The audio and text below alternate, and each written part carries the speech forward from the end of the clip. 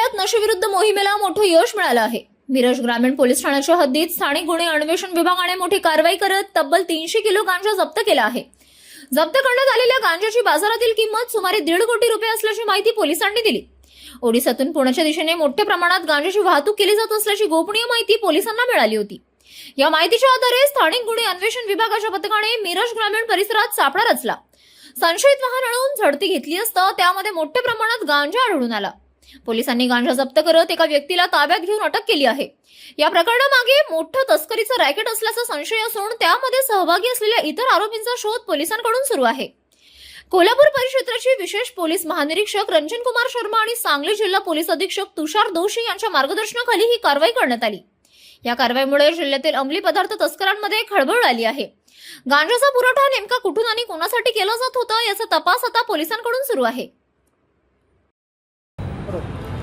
आज रोजी सांगली जिल्ह्यामध्ये एक चांगली ड्रग्सची कारवाई झालेली आहे। यांच्यामध्ये LCV तर्फे एक गांजाचे कन्साइनमेंट ज्यांच्यामध्ये 300 kg गांजा आहे हे जप्त करण्यात आलेलं आहे। यांच्यामध्ये मिरज ग्रामीण पोलीस स्टेशनमध्ये गुन्हा दाखल करण्यात आलेला आहे आणि या प्रकरणामध्ये एक आरोपी ताब्यात घेण्यात आलेला आहे। बाकी इतर जे आरोपी यांच्यामध्ये आहे त्यांच्याबद्दलचे विचारपूस आणि शोध चालू आहे। हे माल उडीसावरून आलेला आहे आणि हे पुण्याकडे चालला होता अशी प्रारंभिक जे आहे चौकसीमध्ये माहिती मिळालेली आहे। अजून यांचे तपास चालू आहे।